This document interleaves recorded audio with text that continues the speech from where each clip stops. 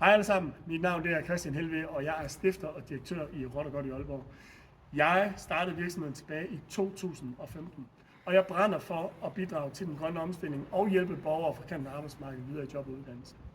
I dag er vi 35 mennesker beskæftiget i Råt og Godt, hvor 83% af dem er fra kanten af arbejdsmarkedet.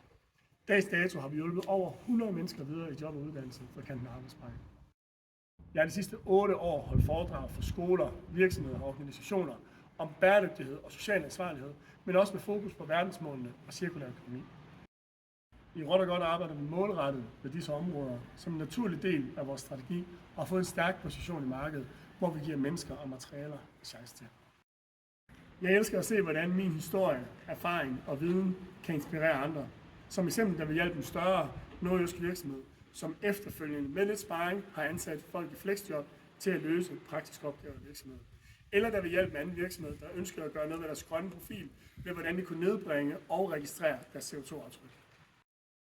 Personligt elsker jeg at hjælpe andre med at skabe en grønnere og mere socialt ansvarlig profil. Så ønsker du et oplæg, hvor du kan mærke energien og passionen brænde igennem med fokus på mennesker og miljø. Enten i jeres rammer eller i vores unikke rammer hernede i den gamle togremise. Så kontakt mig. Jeg glæder mig meget til at høre fra jer.